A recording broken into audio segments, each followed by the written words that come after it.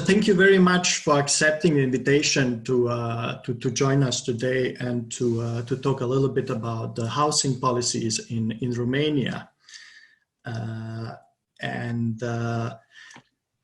wanted to ask you if you can proceed by telling us a little bit about the general trends in development regarding housing in Romania in the last 30 years since 1989, maybe point to some general characteristics and what are the major socioeconomic consequences.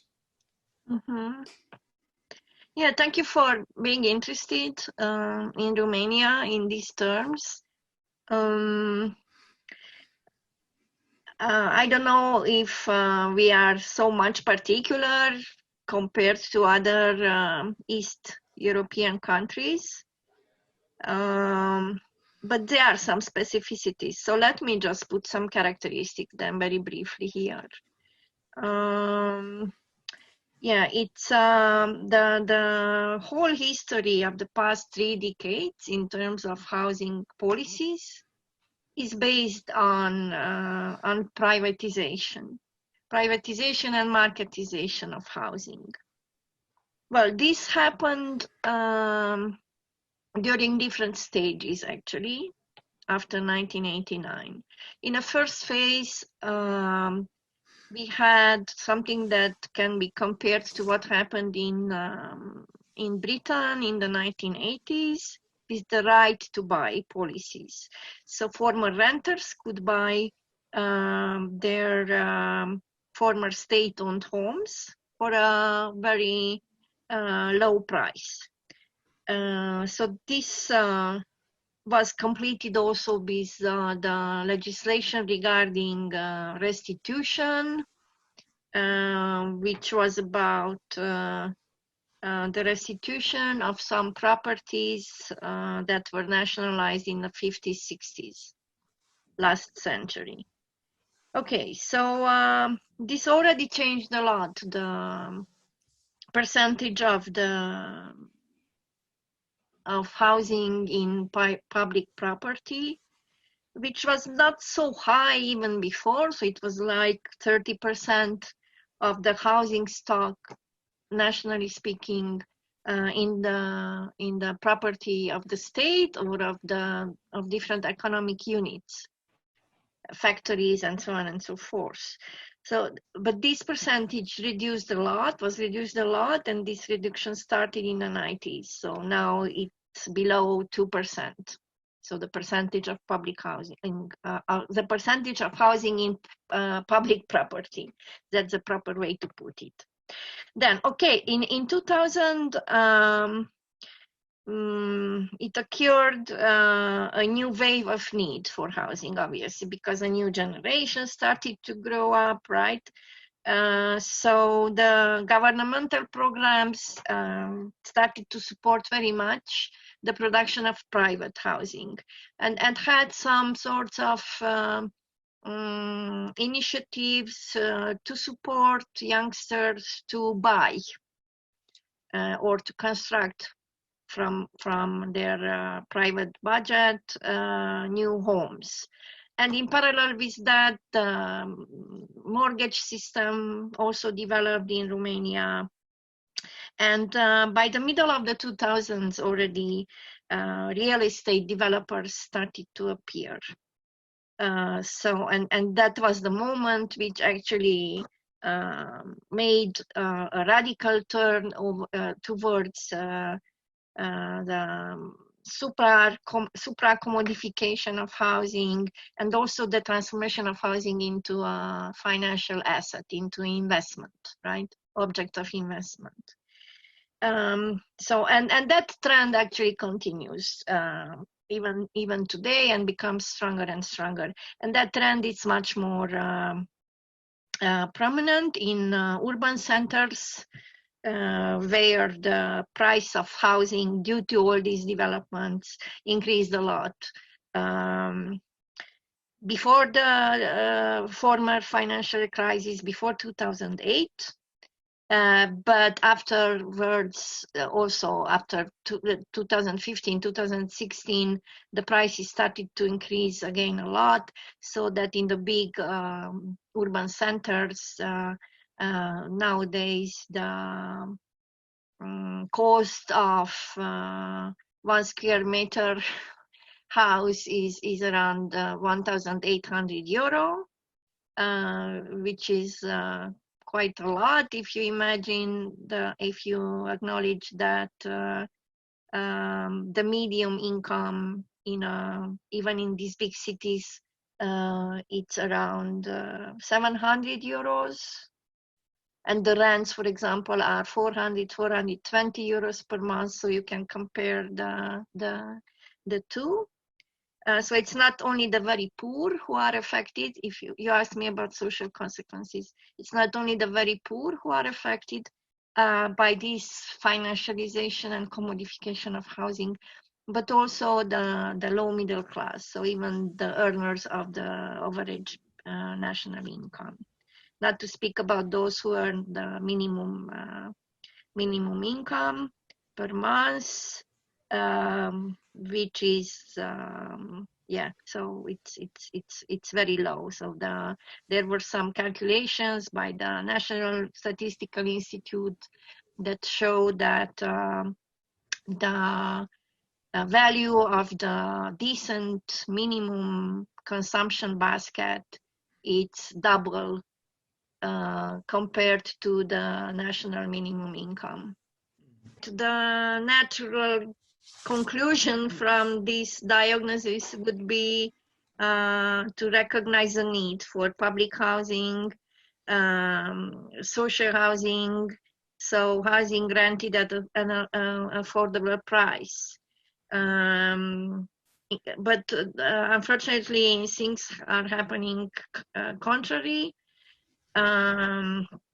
Still seems that the political decision at national and local levels is to support private investment into housing, is to support real estate developers, housing businesses, or businesses with office buildings, commercial buildings, because one of Romania's aim is actually to attract investors. So this is not a secret to anyone. This is our first and most important concern.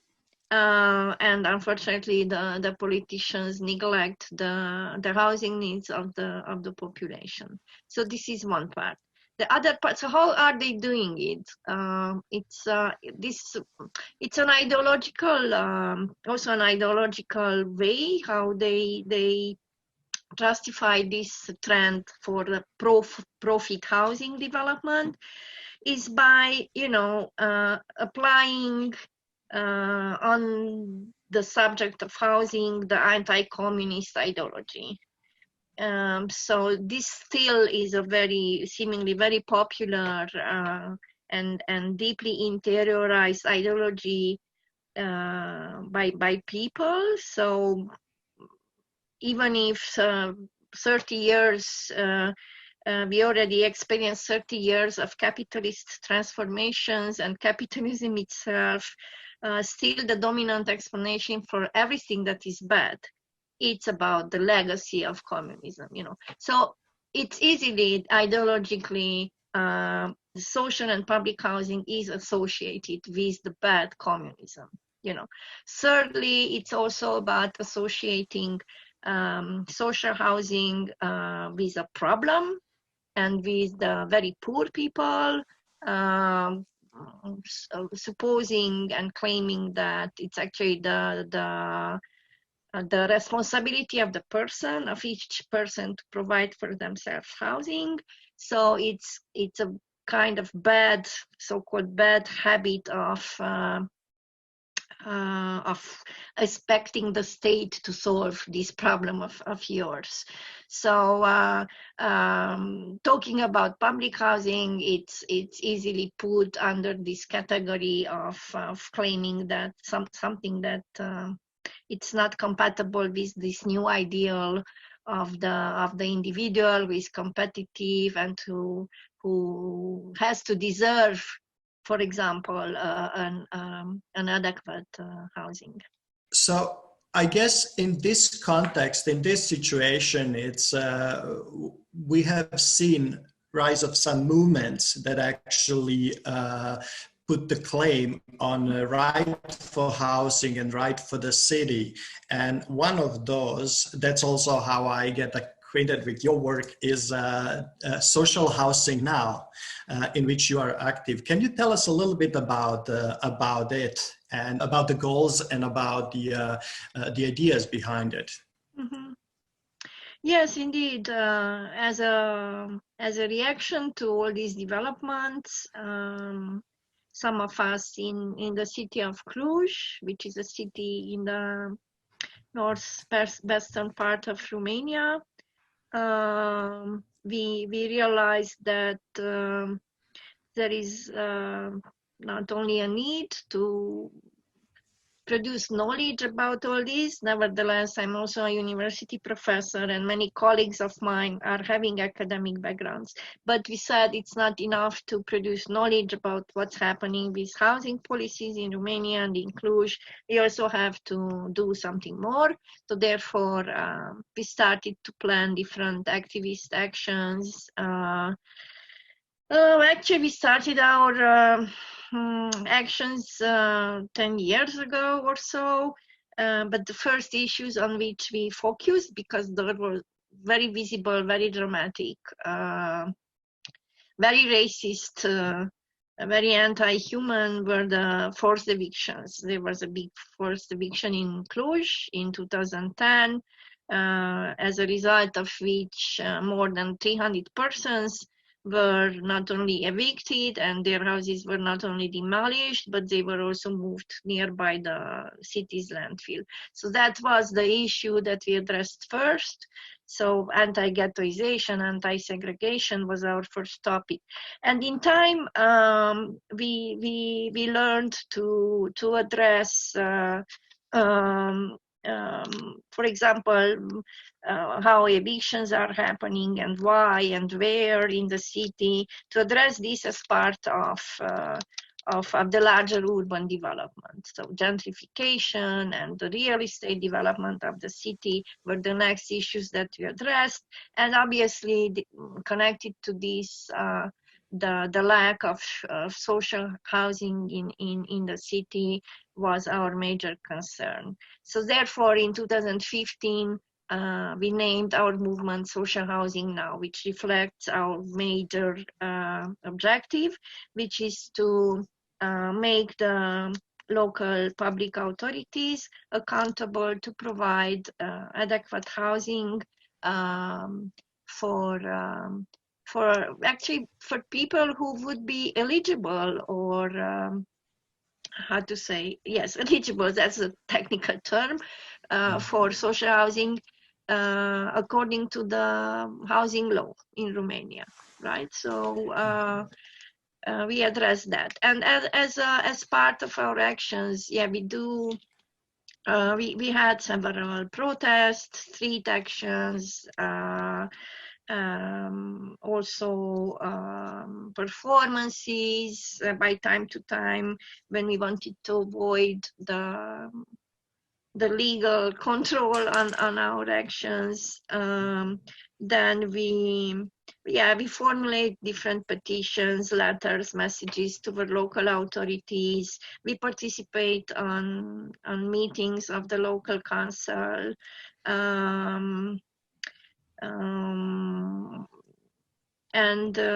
Recently, like 2 years ago, we started to publish a magazine in Romanian and now in Hungarian language. Its title is The Brick, Caramida, magazine of housing, magazine for housing justice. So we use it as a way to raise awareness about the housing problems in housing crisis in the city, about the causes of this housing crisis. Our hope is that more and more people will be ready to make their voice heard about this and about their needs and about their interests. So we are very much conscious about the fact that we cannot be the only ones who would generate a social unrest or revolt for the increase of social housing.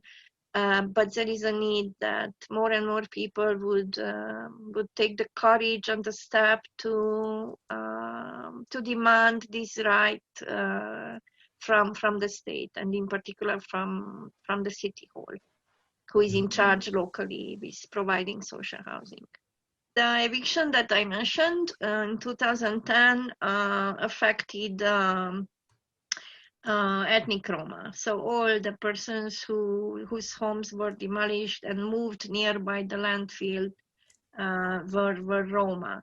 So therefore, when together with them we addressed the problem and we formulated demands, we also we always connected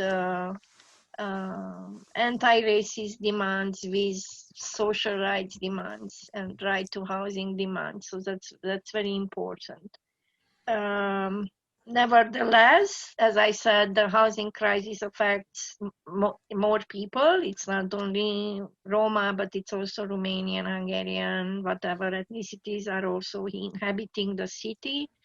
So everybody who is low income actually, and who doesn't have in his or her ownership a house, and it's forced to find all sorts of different solutions.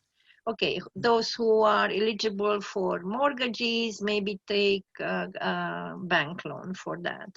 Those who are not, according to those low levels of minimum income, as I told you, and even the average income, not so many people are eligible for mortgages actually. For those, for others, there are other solutions. Overcrowding houses is another solution. I mean, people are moving together, or I don't know. Start with youngsters do not move out from their parents because they don't have where to, or I don't know, if youngsters are coming to Cluj from other localities, move together to share the costs of the rent and of the utilities. So therefore the overcrowded rate, housing overcrowding rate is very high. It's the highest in the European Union if you look comparatively at the Eurostat statistics. The second question of yours was about these discrepancies, indeed, or unevenness in of the development that our city went through in the past 30 years, and in particular maybe in the past 10 years. Because and this is actually it's a result of different processes, including the economic but also political processes, political decisions in particular. It's part of how development is conceived territorially at the national level. So there are defined some high spots, big cities, which are declared as so-called magnet cities. This is a term used by the World Bank. So, they have studies and recommendations regarding how the magnet cities should develop, and theoretically they should, these developments of theirs should have a positive impact on the larger territorial units, which never happens. So actually, so these cities, and including Cluj, Bucharest, Timișoara, Cluj, Iași, maybe,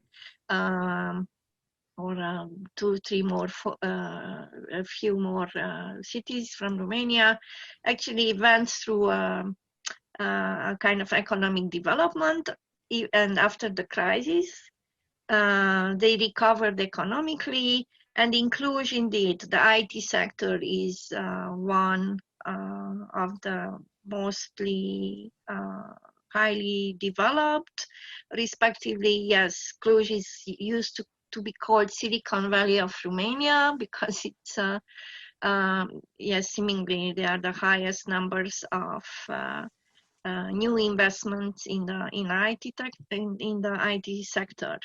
So there were a lot of jobs created in this sector in the past 10 years, and the salaries are indeed higher than in other economic sectors. So in a way, what we can see is that the real estate development responds to their housing needs, to the housing needs of the relatively few who earn higher salaries in the IT sector or in the banking financial sector. What happens is also that many people from outside from the city, from the country, but maybe also from abroad, come to Cluj to invest their money in housing. So therefore, this trend that I mentioned at the beginning, that housing becomes more and more an object of investment. So people buy and transaction house not to live in them, but to rent them or to sell them further when the prices go on. So these transactions, these speculations are actually increasing the housing prices. And yeah, this will continue to deepen the discrepancies and unevenness of development in the city.